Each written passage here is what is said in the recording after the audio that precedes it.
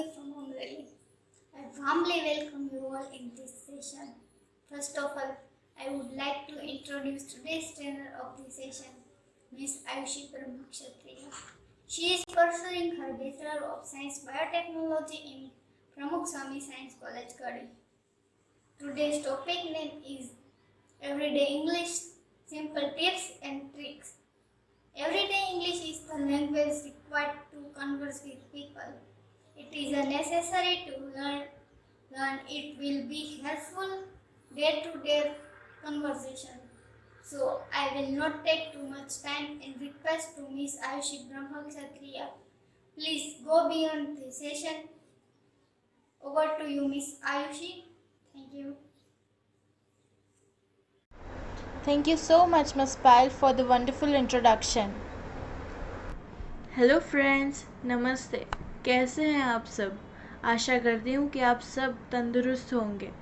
हम सब जानते हैं कि इंग्लिश एक इंटरनेशनल लैंग्वेज है और अगर आपको इंग्लिश बोलने में ज़रा भी दिक्कत होती है तो आपको परेशान होने की ज़रूरत नहीं है। हम आज के सेशन इसीलिए ही लाए हैं कि आपको हम मदद कर सके इंग्लिश अच्छे से बोलने और समझने में। Everyday English simple tips and tricks जो हमें फिनिशिंग स्कूल के दौरान विशाल सर ने सिखाया था, जो फिनिशिंग स्कूल के बहुत ही बेहतरीन ट्रेनर हैं। सो चलिए आज का सेशन हम शुरू करते हैं। आज के सेशन में हम लोग कुछ टिप्स और ट्रिक्स जो हम स्टार्ट करें इंग्लिश सीखने के लिए वो देखेंगे। फिर वो सीखे हुए इंग्लिश के टिप्स और ट्रिक्स जो हम यूज़ करेंगे, फिर उसको हम एक्सरसाइज करेंगे और उस इंग्लिश को इम्प्रूव करेंगे। ठीक है। फिर आता है वोकेबलरी यानी शब्दकोश जो हमें इंग्लिश के लैंग्वेज में हमको इम्प्रूव करने में मदद करेगा, बोलने में मदद करेगा। ठीक है। Now next is goal setting. Yes, हम लोग जब किसी भी चीज़ को अचीव करने के लिए या फिर पाने के लिए तत्पर होते हैं तो हमें सबसे पहले उसको प्राप्त करने के लिए गोल सेट करना पड़ता है। अब हमें तो सीखना है इंग्लिश, तो इंग्लिश सीखने के लिए हमें कुछ घंटे यूज़ करने होंगे दिन के सीखने के लिए, कुछ दिन यूज़ करने होंगे एक महीने के। तो हमारे गोल में हम यही लिखेंगे कि हम इस दिन के या फिर इस हफ्ते के इतने दिन इतने घंटे यूज़ करेंगे, पढ़ने बैठेंगे या सुनेंगे या लिखेंगे या प्रैक्टिस करेंगे। ठीक है।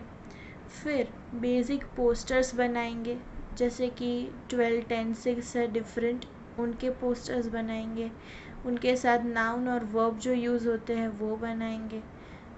फिर हम नाउन, वर्ब, प्रोनाउन वो सब के टेबल्स बना सकते हैं, कंजंक्शंस और प्रपोजिशंस के टेबल्स बना सकते हैं। रोज़िंदा हम जो भी लर्न करें उसको उन टेबल्स के साथ कनेक्ट करके सेंटेंसेस को जोड़ के हम लोग प्रैक्टिस करेंगे। फिर आता है लिसनिंग। ठीक है। लिसनिंग एक तो बहुत इम्पॉर्टेंट पार्ट है किसी भी चीज़ को लर्न करने के लिए। अब एक छोटे से बालक को जब वो दुनिया में आता है तब कोई भी लैंग्वेज का नॉलेज नहीं होता है, लेकिन वो सुनकर फिर बोलने का प्रयत्न कर कर वो लैंग्वेज सीखता है। वैसे ही किसी भी लैंग्वेज में हम लोग को शुरुआत करनी है सीखने की, तो हम उसको सुन के शुरुआत करेंगे। अब listening audios with speech and songs. अब लिसनिंग हम लोग ऐसा तो नहीं है कि हम पूरा 1-1 घंटे या 2-2 घंटे बैठकर किसी भी चीज़ को हम सुनेंगे। तो 5 मिनट्स, 10 मिनट्स ऐसे कुछ वीडियोस, न्यूज़, सॉन्ग्स, फिर मोटिवेशनल वीडियोस या कोई कॉमिक स्टोरीज़ या कोई भी नॉर्मल स्टोरीज़, फेरी टेल्स बच्चों को तो पसंद होती है, तो बेसिक वैसे ही शुरू करेंगे।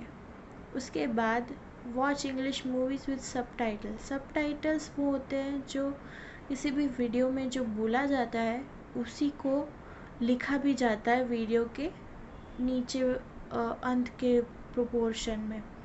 तो इंग्लिश मूवीज़ विद सबटाइटल्स तो 1-2 घंटा देखने की ज़रूरत नहीं है पहले से। छोटे से वीडियोस देखिए, ठीक है। कोई स्टोरीज़, मोटिवेशनल वीडियोस यूट्यूब पर काफ़ी सारे आपको मिल जाएंगे। सो आगे बढ़ते हैं। अब किसी भी लैंग्वेज को सीखने के लिए पहले शब्दकोश होना ज़रूरी है। तो पहले बेसिक वर्ड्स, शब्द हमको पता होने चाहिए। तो अपने मदर टंग या कोई भी हो सकती है वो, तो गुजराती, हिंदी, मराठी, राजस्थानी, ठीक है। तो अपनी मदर टंग से हम वही वर्ड्स जो हम यूज़ करते हैं रोज़िंदा बोलने में, उनको इंग्लिश में ट्रांसलेट करके सीखेंगे पहले। फिर उन वर्ड्स को फ्रेजेस, छोटे छोटे type of group of words, ठीक है, फ्रेजेस बोलते हैं उनको। जैसे कि गार्डन है तो walk in the garden, playground है तो प्ले इन द प्लेग्राउंड, ठीक है। वैसे ही वर्ड से फ्रेजेस हो गया। अब फ्रेजेस से हम सेंटेंस बनाएंगे, पूरे वाक्य। Garden, my parents walk in the garden, पहले गार्डन था, फिर वॉक इन गार्डन हुआ, फिर my parents walk in the garden हुआ। ये हुआ थर्ड स्टेज। अब छोटे छोटे वाक्य को एक साथ मिलाकर हम बड़ा सा पैराग्राफ या एटलीस्ट छोटे पैराग्राफ से हम शुरू करें, 4-5 लाइन जोड़कर, तो पैराग्राफ बनता है। जैसे कि यहाँ पे हमने यूज़ किया है my parents walk in the garden and I play in the garden near it. तो मेरे पेरेंट्स यानी मेरे मम्मी पापा शाम के टाइम पे हम लोग जब खेलने जाते हैं, वही टाइम की बात की हुई है। तो मेरे मम्मी पापा गार्डन में चलने जाते हैं, मैं गार्डन के पास में एक प्लेग्राउंड है, वहाँ पे खेलने जाता हूँ।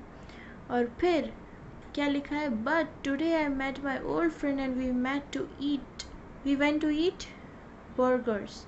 तो मगर आज मुझे अपना पुराना दोस्त मिला और हम लोग गए बर्गर खाने के लिए, ठीक है। आगे बढ़ते हैं।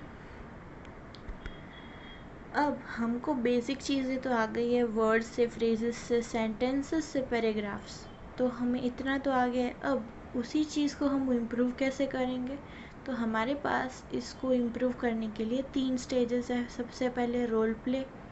रोल प्ले ये है कि कोई भी बुक पढ़े, स्टोरी पढ़े या कोई भी वीडियो देखे, तो उसमें कुछ कैरेक्टर्स होते हैं। तो अपने मम्मी पापा, अपने भाई बहन या अपने दोस्त के साथ उन्हीं कैरेक्टर्स को प्ले करें, ठीक है।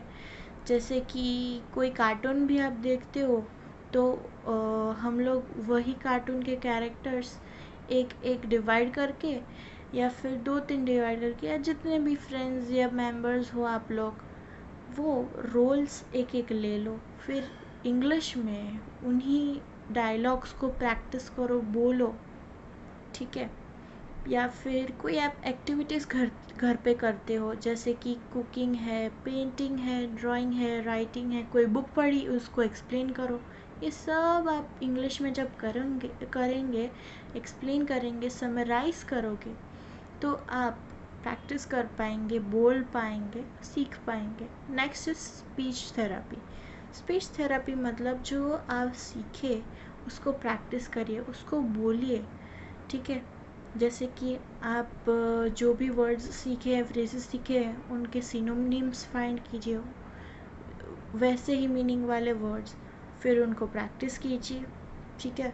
वही सिनोनिम्स के आप चार्ट बना सकते हैं। जो नए वर्ड्स आप रोज़ सीखते हैं उनके चार्ट्स बनाइए, उनको प्रैक्टिस कीजिए, ठीक है। उन्हीं वर्ड्स को अपने टेंसेस वाले चार्ट के साथ मिलाकर सेंटेंस बनाइए, प्रैक्टिस कीजिए।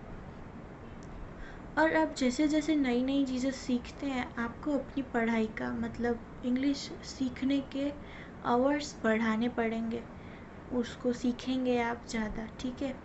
और रोज़ रात को सोने से पहले और सुबह उठने के बाद इन चार्ट्स जो आपने प्रिपेयर करके रूम में लगाए हैं, उनको आप प्रैक्टिस कीजिए, ठीक है। नेक्स्ट, टॉक टू योरसेल्फ, अपने आप से बात कीजिए। स्वामी विवेकानंद कहते हैं कि अगर आप दिन में एक बार भी अपने आप से बात नहीं करते हैं तो आप दुनिया के सबसे बेस्ट इंसान से बात करने का मौका चूक जाते हैं। समझ रहे हैं आप कि कितनी बढ़िया चीज़ है।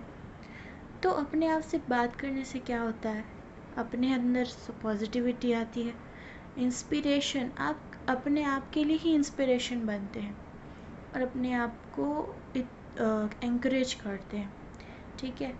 और अपने आप को इतनी शक्ति देते हैं कि आप जो भी चाहें वो अचीव कर सकते हैं, पा सकते हैं। नेक्स्ट लास्ट स्टेज वोकैब्युलरी, शब्दकोश। शब्दकोश में पहले तो 2 पार्ट है, ठीक है। पहले रूट वर्ड्स और वर्ड फैमिली। रूट वर्ड्स ऐसे वर्ड हैं जिनसे उसके रिलेटेड ज़्यादा वर्ड्स बना सकते हैं हम लोग, ठीक है। जैसे कि एस्ट्रो है तो उसका एस्ट्रोनॉट, एस्ट्रोनॉमी, एस्ट्रोफिज़िक्स। टेली का है टेलीविज़न, टेलीफोन, टेलीस्कोप, राइट। आगे हमारे शब्दकोश को हमें बढ़ाने के लिए हमें कुछ थीम्स इस्तेमाल करने पड़ेंगे। स्कूल जैसे है तो classroom, students, black board, chalk duster, bench, table, ठीक है। लेबोरेटरीज होती है, कंप्यूटर्स होते हैं स्कूल में। तो ऐसे सब किसी भी जगह या कि कहाँ जहाँ भी आप विज़िट करते हो वहाँ के ऐसे थीम्स यूज़ कीजिए जो आपको अपनी वोकैब्युलरी को इंक्रीज़ करने में मदद करे, ठीक है। फिर हम और क्या करेंगे, अच्छा अब ये सब सीखना स्टार्ट करें उससे पहले आपको अपने इंग्लिश के लेवल्स जानना ज़रूरी है। ये इंग्लिश के level starter, beginner, elementary, intermediate से लेकर एडवांस तक होते हैं। अगर आप अपना वो लेवल जानना चाहते हैं तो प्ले स्टोर पर आपको ब्रिटिश काउंसिल जैसी अलग अलग ऐप्स मिल जाएंगी और आप यूज़ कर सकते हैं, ठीक है। So I think this is the time to end the session. Thank you so much. आशा करती हूँ कि आपको ये सेशन बहुत अच्छा लगा होगा। Thank you.